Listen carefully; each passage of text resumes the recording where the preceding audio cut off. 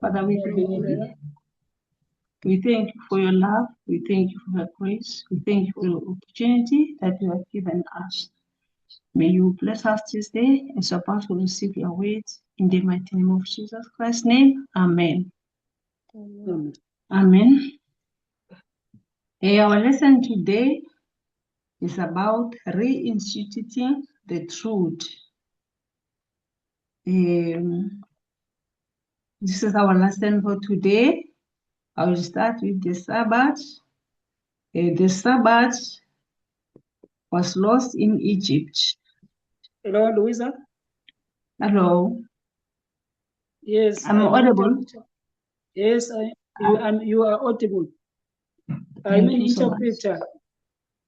Sorry? Please make it short. I'm an interpreter. Please make it short so that I interpret. Okay. Our Yes. lesson for today is the reinstitution, the truth. Isifundo sethu sanamhlanje sikhuluma ngokubuyisela kweqiniso. The Sabbath law was lost in Egypt. Isabatha lalahleka e-Eden. And then second, the Sabbath restored. Okwesibili ke isabatha lizophinde libuyiselwe. God law lost before Christ's time. Umthetho kaNkulunkulu walahleka singakafiki isikhathi sikaKristu. God law was being restored again. Umthetho kaNkulunkulu waphinde futhi wavuselelwa. The sanctuary and the Sabbath. Ngaba yithebonakele kanye nesabatha. The sanctuary lost in the 1260. Ithebonakele lalahleka ngesikhathi sika-1260. Equality and marriage. Kuzoba ukulingana kanye nomshado. Equality was lost after Eden. Ukulingana kwalahleka emveni kwase-Eden. Equality will be restored. Ukulingana nakho kuzophinde futhi kubuyiselwe. Right. God gives his people truth for them to understand, but sometimes they get lost. uNkulunkulu uyanikeza abantu bakhe iqiniso ukuthi bakwazi ukuqonda, kodwa kwesinye isikhathi bayalahleka. People stop following them or forgot them. Abantu bakhohlwa bangahluleka ukulandela uNkulunkulu. Or they get buried under other things. Balahleke banake ezinye izinto.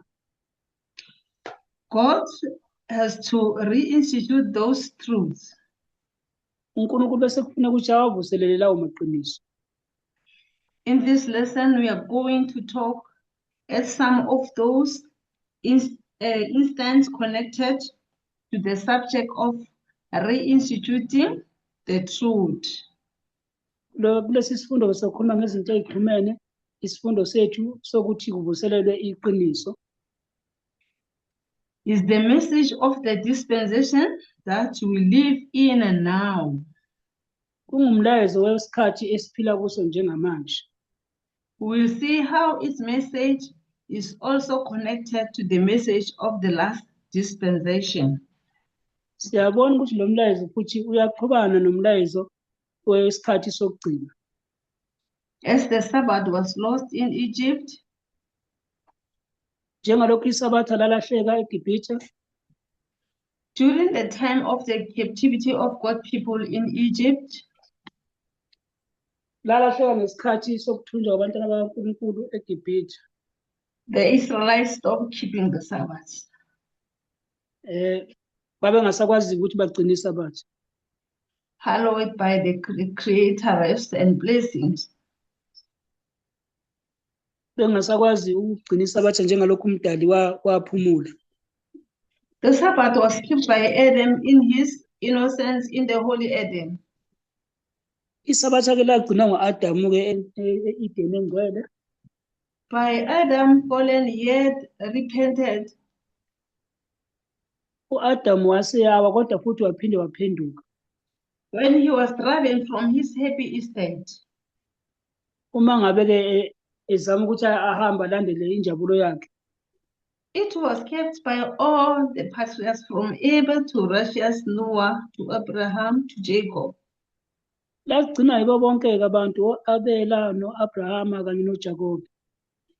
When the chosen people were in bondage in Egypt, Ngenkathi abantwana baka-Israyeli besekuduleni eGibhithe, in the midst of the prevailing adultery, bephakathi-ke kokugqilazeka nokukhonza kwey'thombe, they lost the knowledge of God's law.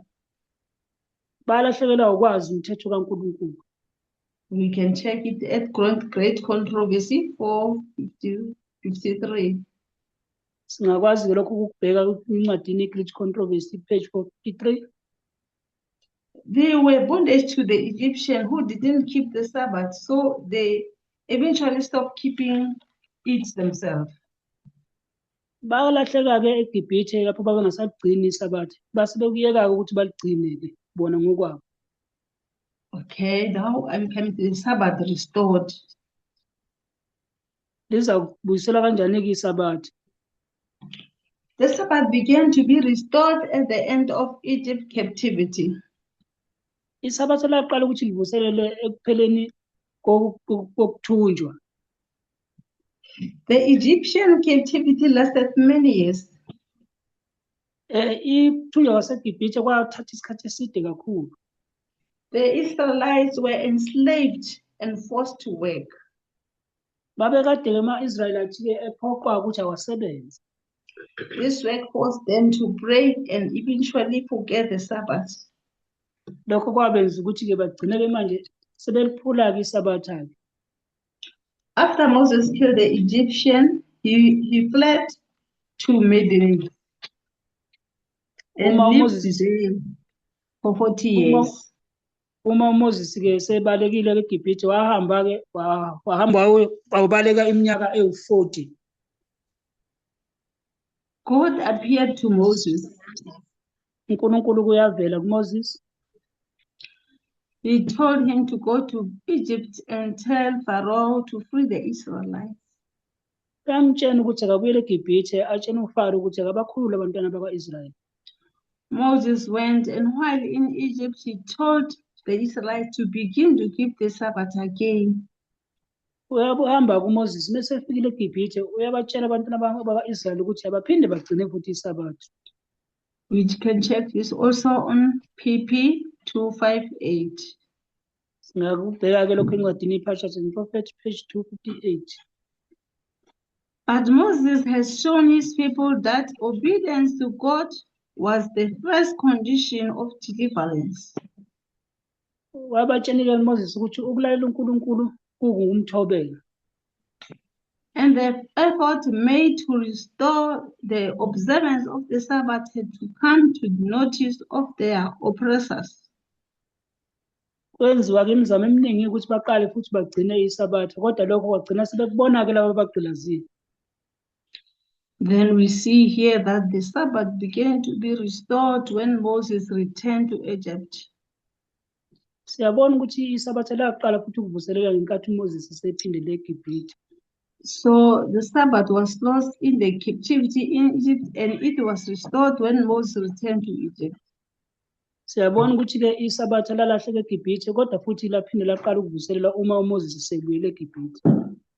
The Egyptian captivity made it impossible for them to keep the Sabbath. Ukugqilazwa kwaseGibhithe nokuthunjwa kwaseGibhithe kwenza ukuthi-ke kube nzima kubona ukuthi bekwazi ukugcina isabatha. Moses restored the Sabbath when he returned to Egypt. Kodwa-ke uMoses waselivuselela-ke isabatha uma ngabe sebuyele eGibhithe. Coming to God's law. Masiza-ke emthethweni kaNkulunkulu. God's law lost before Christ's time. Umthetho kaNkulunkulu walahleka uJesu engakafiki. After Israel captivity in Babylon and the following released the Bible, doesn't speak much about them until the time of Christ.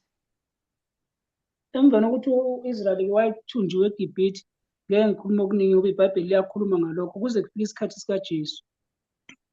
They learned that they need to worship God to be saved before of all the oppression they faced. Kwakumele ukuthi baqale ukukhonza uNkulunkulu ukuze kube khululeke kuko konke ukucindezeleka abekade benakho. After they were released from captivity. Uma ngabe sebethe bakhululwa-ke ekuthunjweni, they had also learned that they were not to worship idols when they were in Babylon. baphinde bakufunda futhi ukuthi akumele bakhonze iy'thombe ngenkathi beseBhabhiloni. But the interpreter of God's law was corrupted by some ideas that they got from Babylon. Kodwa-ke manje ukugcina komthetho kaNkulunkulu nokuchaza kwawo kwalahleka kakhulu belaphana kweBhabhiloni.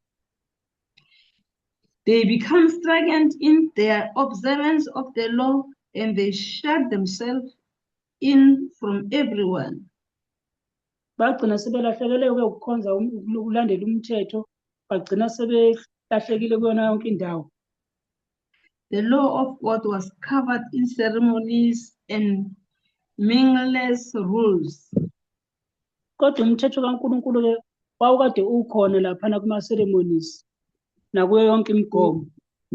They also lost sight of the significance of the sacrificial service.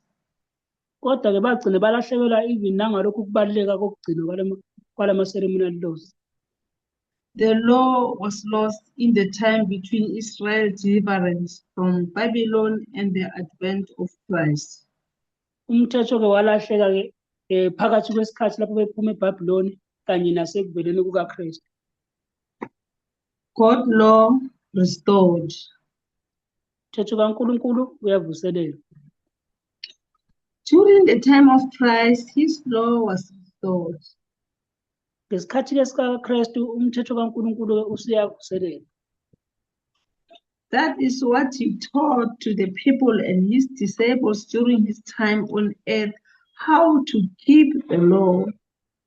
uJesu-ke bafundisa kakhulu-ke abafundi bakhe kanye nabantu ukuthi ugcina kanjani umthetho. Those who told that Christ abolished the law teach that he broke the Sabbath and justified his disciples in doing the same.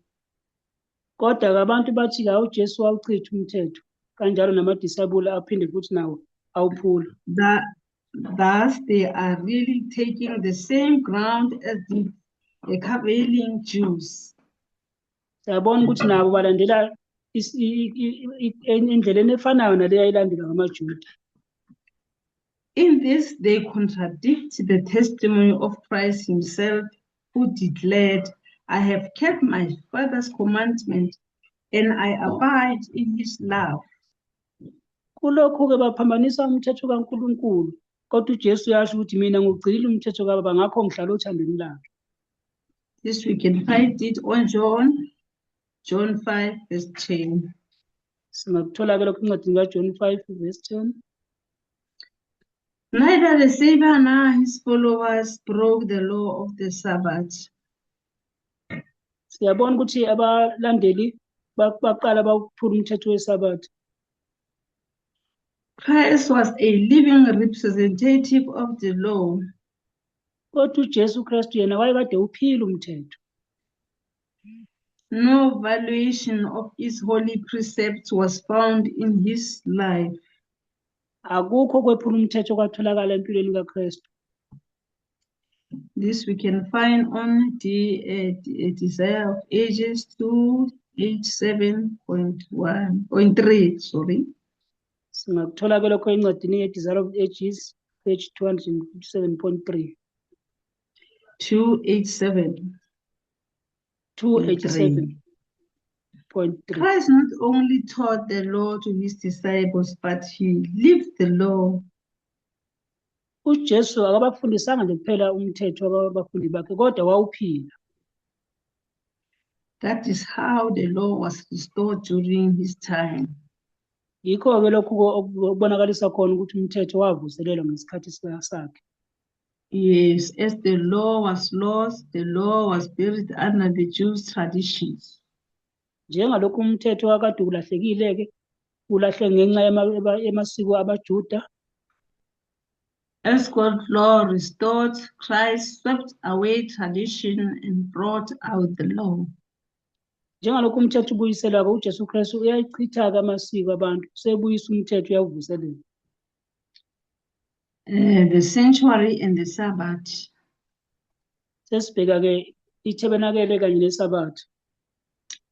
The Sabbath lost in the 1260. The Sabbath was lost. The 1260 the Sabbath was lost. Siyabona ukuthi ngeminyaka ka-1260 iSabatha lalahleka. In AD 538, pagan Rome ended. Papal Rome began on the next 1260. Siyabona ukuthi ngo-538 kwaqala kwasekungena ipagan Rome yaseke iletha ipapal Rome ukuthi ingene nayo kwaseke iSabatha lapho lalahleka. The papacy ruled the world. The papacy ruled the world. Uqala ipapacy yabusa umhlaba. The papacy believed that Sunday was the Sabbath. Ipapacy yona yayikholwa ukuthi isonto yilo iSabatha. The Catholic Church persecuted people that they had opposing views of them. Siyabona ukuthi ibandla lamakatholika lona lalikade lipersecuta bonke abantu elabekade beliphikisa. They persecuted people that hold on the true Sabbath. Base persecuta bonke abantu-ke bona laba abakade beliphethe iSabatha langempela. Like the wilderness. Njengama-wildernesses. They also persecuted the reformers who did keep the Sabbath. Siyabona ukuthi baphinde bapersecuta ama-reformers lawa ekade engagcini leSabatha. Those conditions that continued for 1260 caused the Sabbath to be lost. Lokho kuxhumana-ke lokuningi kwenziwa ngo-1260 kwenza ukuthi iSabatha-ke bese liyalahleka. And like we saw with Moses' time, it has to be restored. Njengalokhu sazi ngesikhathi sikaMoses lophinde futhi livuselele.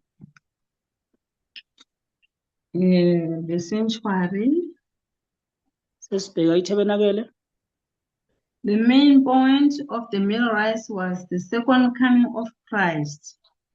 Masibheka nje iphuzu elibalulekile lamaMillerite kwakuwukuza kwesibili kukaJesu Kristu. Their main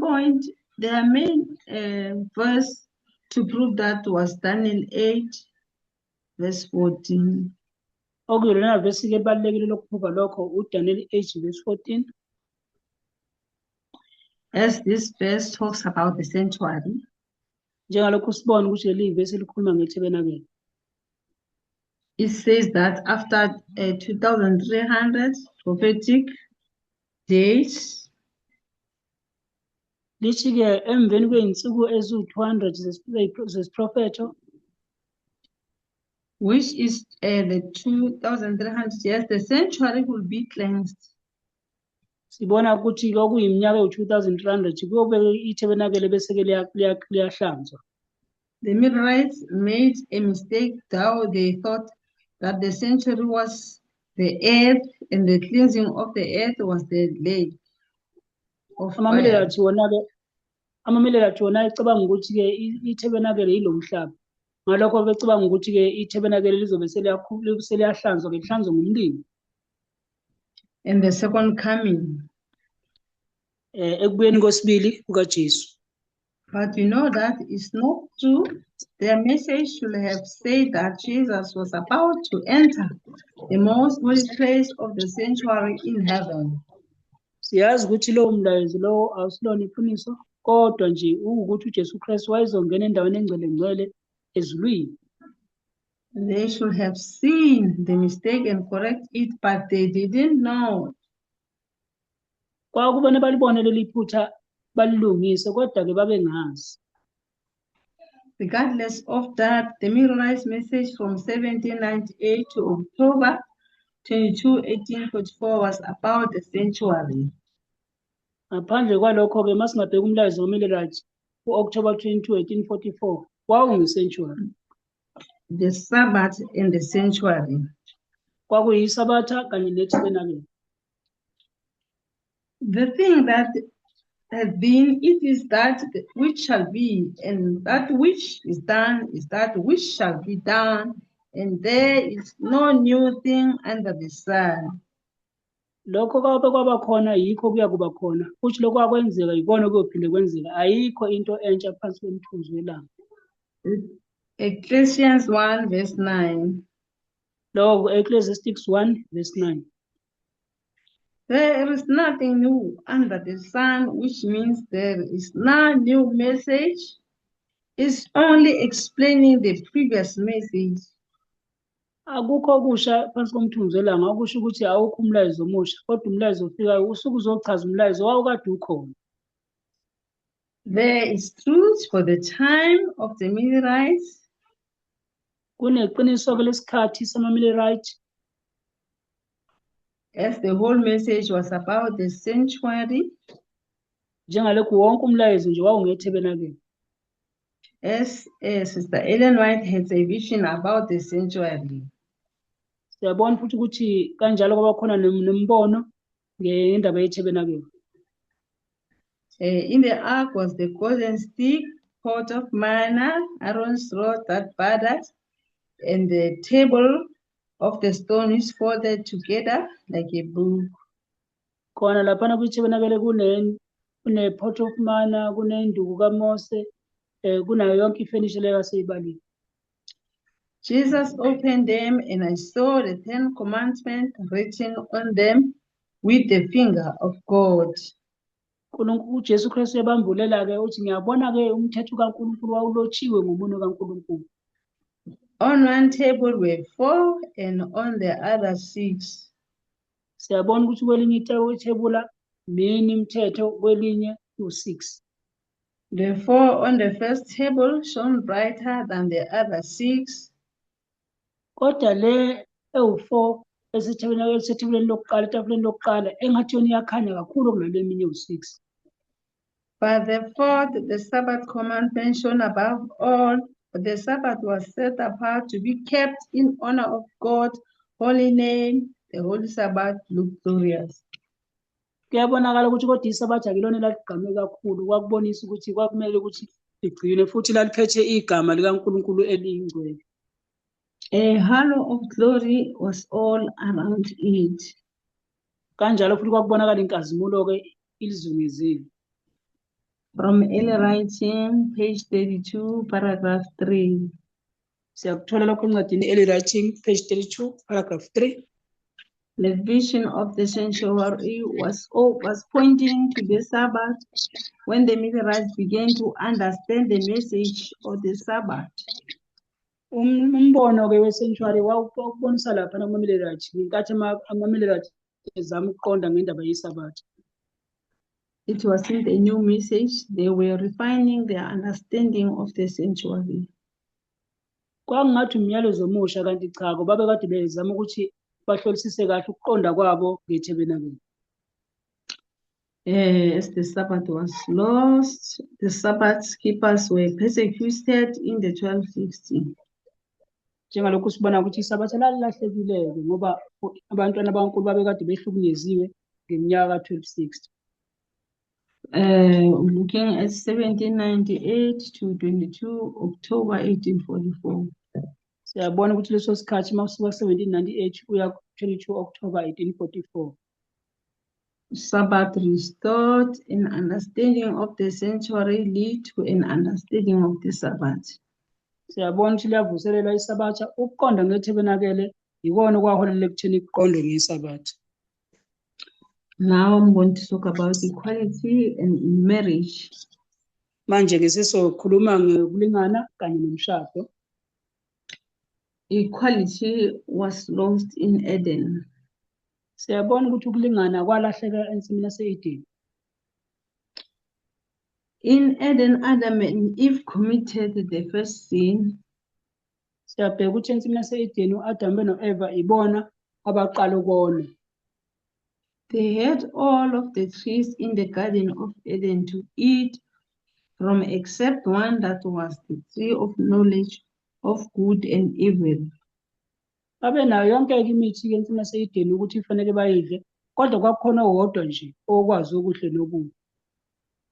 I'm not fast, sorry. Ankit, I'm not fast. I'm asking. But they disobey God and ate from that tree, thus committing the first sin. Kodwa-ke siyabona ukuthi baqala bebona ngokuthi badla kulowo muthi lo babekade beyaliwe ukuthi bengadli kuwo. It was because of this sin that inequality was introduced. Kungenxa yalesi sono-ke bese kuqala-ke ukufika lokhu kungalingani. God told Adam to rule over Eve. uNkulunkulu wasesho ukuthi u-Adamu akaqale-ke manje abuse u-Eva. Before the sin, there was equality. Kodwa singakangeni isono kwakade kunokulingana. But equality was lost when they sinned. Kepha ukulingana kwalahleka ngenkathi beqala ukungena esonweni. Equality is been restored. Ukulingana-ke kuyavuselelwa. The message of the last dispensation was equality. Umlayezo wesikhathi sokugcina-ke ukhuluma ngokulingana. It did not start out as equality, but equality was the testing message that came from the formalization in 2018. Kwangesona-ke umlayezo omusha, kodwa-ke lo mlayezo lona siyabona ukuthi ufike ngenkathi sekwenziwa ukuqoqwa komlayezo ngo-2018. We learn that everyone is equal and we should not discriminate. Safunda ukuthi wonke umuntu uyalingana futhi akumele sicwase. We previously saw that equality was lost in Eden. Sabe sesikhumbula ukuthi awungempela ukulingana kwalahleka e-Edeni. But since then, God has been working to bring it back. Kodwa kusukela leso sikhathi siyabona ukuthi uNkulunkulu bezama ukuthi akubuyisele akuvuselele kabusha. This work is finishes in our history. Lo msebenzi-ke uzoqedwa-ke kwesikhathi sethu. We will probably learn more about equality in heaven. Sisazofunda kokuningi ngokulingana-ke ekhayizulwini. But the work of bringing equality back on earth finishes on our life or our time. Kodwa ukuvuselela umlayezo wokulingana kusesikhathini sethu, kuseyimpilweni zethu. That means that in our time, equality is restored. Lokho kusho ukuthi kulesikhathi esiphila kuso kuyavuselelwa-ke ukulingana. Equality was the message of the latter rain dispensation from 2014. Umlayezo wokulingana-ke kwakuwumlayezo wemvula yokugcina kusukela ngo-2014. Equality paraphrased the message of the sanctuary from the Middle Rights history. Ukulingana-ke kuyahambisana nomlayezo we-Middle Rights ngesikhathi umlando wabo we-sanctuary. Both messages were before the close of probation for the first group. Yombili le mlayezo ibingaphambili kokuvaleka komusa kwegroup yokuqala. Equality, as it was lost in Eden, and it's beginning to be restored in our dispensation. Ukulingana kwalahleke e-Edeni, kodwa-ke sekuyaqala ukuvuselelwa ngesikhathi sethu.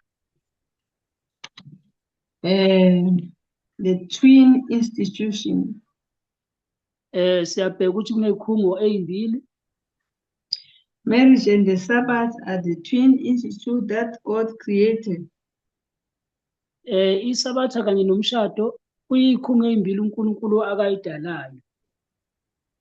When the Pharisees afterwards questioned him concerning the lawfulness of divorce, uma ngabe abaFarisi bembuza ngendaba yomthetho wokwahlukanisa we-divorce, Jesus pointed his hearers back to the marriage institute as ordained at creation.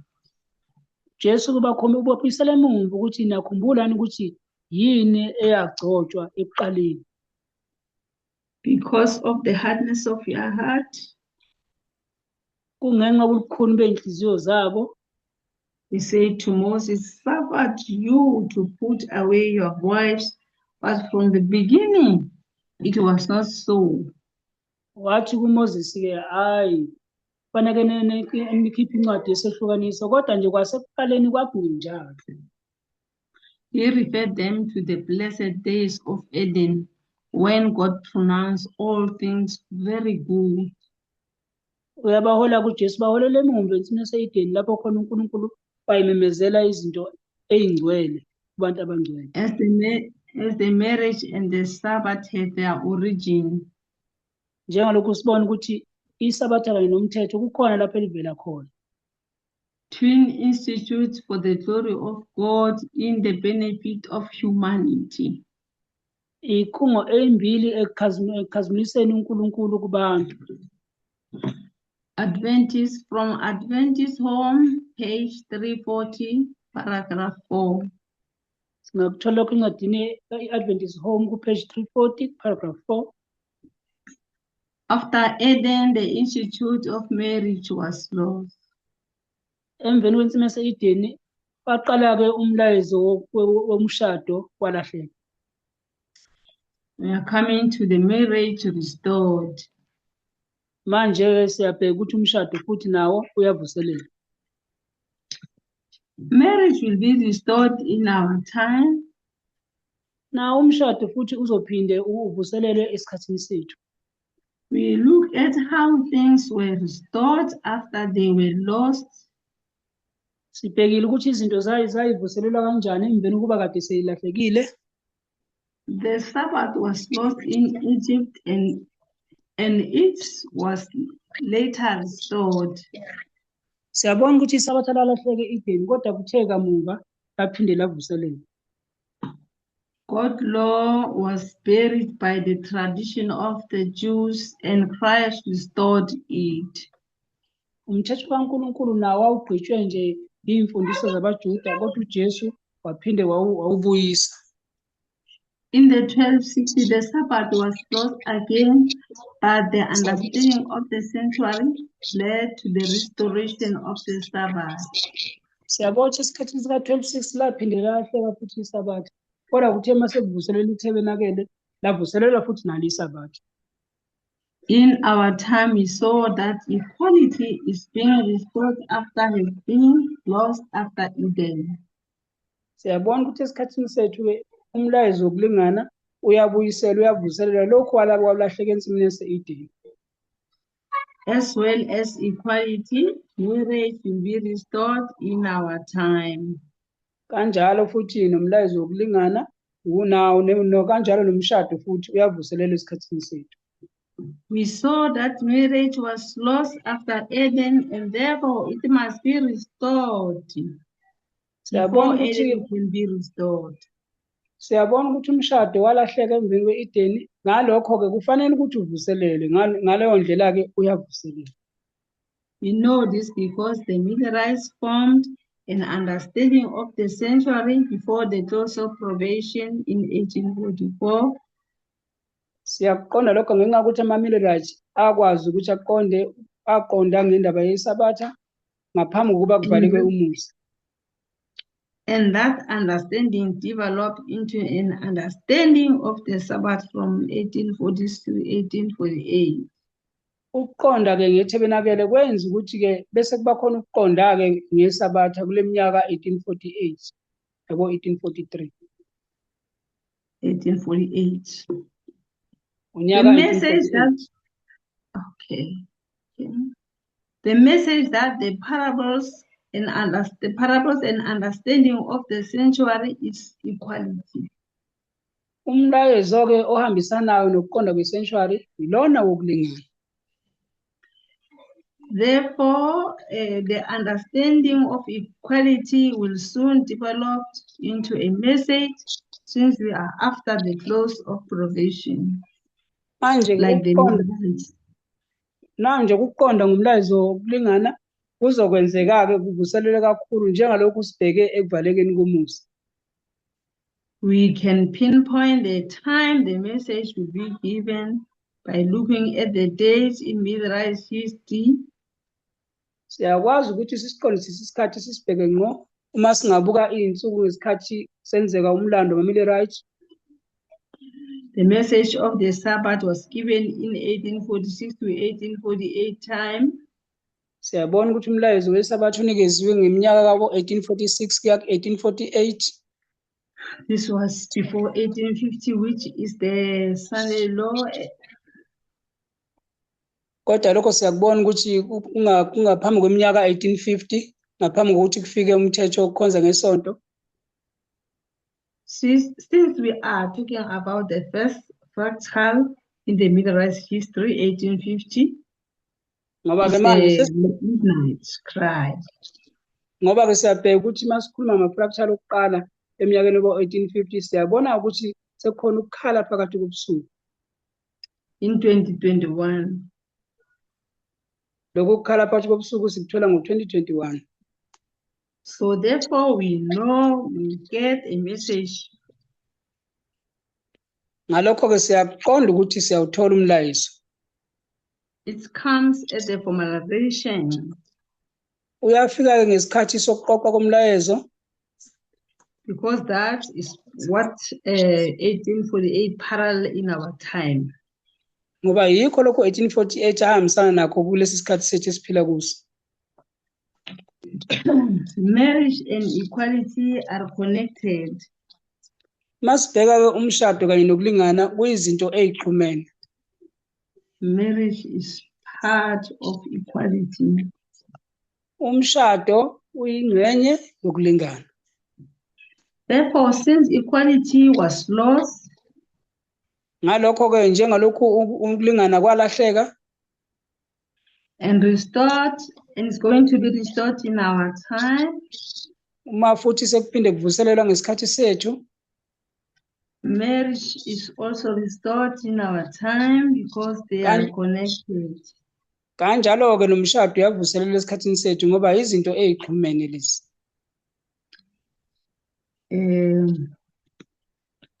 It will give us more light on equality. Kuzosinikeza amalungelo amakhulu-ke lapha ekulinganeni.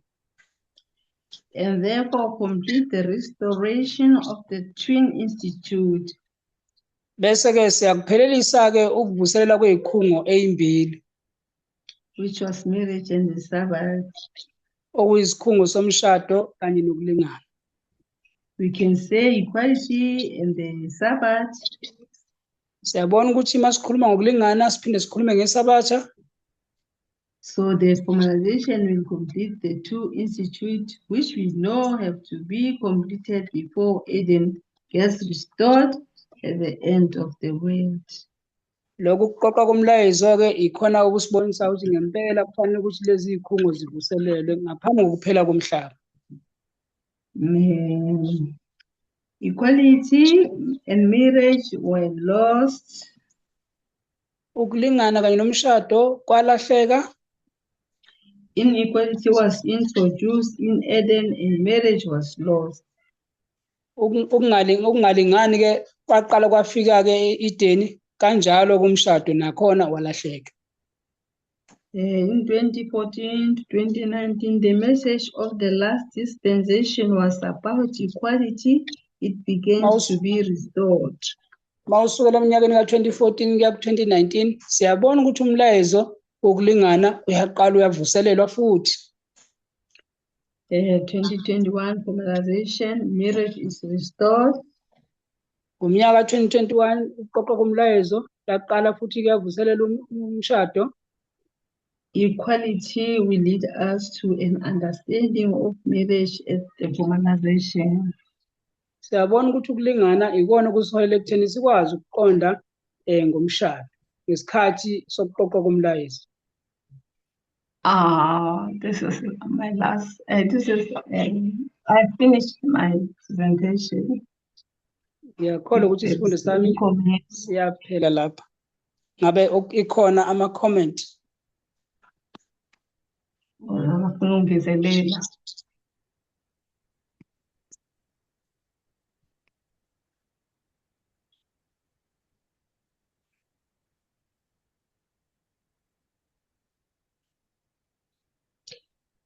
If there is no any comment, can we pray?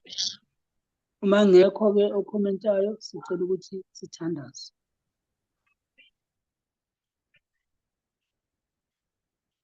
Can we pray? Hello. Amen. We want to thank God and actually through his representatives, Louisa, for bringing up this interesting study. Actually, Sifisa ukubonga uNkulunkulu ukuthi Louisa usilethele lesi sifundo esithathe isangaka. because the study is actually goes hand in hand with what was presented on the Sabbath opening. Lesi sifundo siyabona ukuthi siyahambisana nalesi kade sithe saphinde sapresentwa ngenkathi kuvula isabatha. Yeah, about the 3 steps of restoration. Masibona ke izitepe ezintathu zokuvuselelwa. Yeah, now as Luisana is presenting now, just presented, we notice the similarities there. Njengalokhu Louisa kade ke esifundisa siyabona ukuthi kukhona okufanayo. We notice that we are actually reflecting on the line of restoration. Siyabona ukuthi ngempela siphila esikhathini somugqa wokuvuselela. So we want to thank God about that. Sifisa ukubonga uNkulunkulu ngalokho.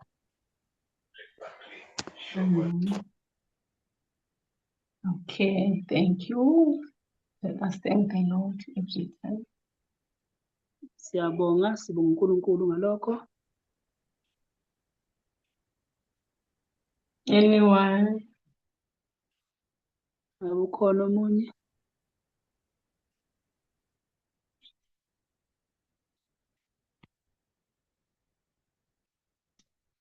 Okay. If there is no one, can we pray? Can we Uma prayer? ngisekho omunye khona singakhuleka. Amen. Dear God, we thank you for the light that you bring to us every day. Help us to hold on, not to be weary in seeking your truth. We thank you for your love. We thank you for your grace. We thank you for every shower of blessing for this day. Be with us through the day.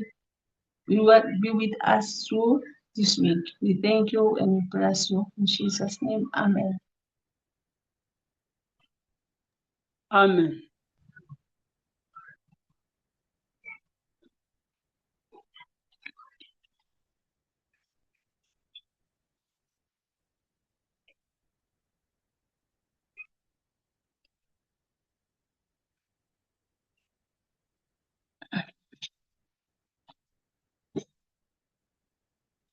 Thank you so much, Louisa, for that interesting study.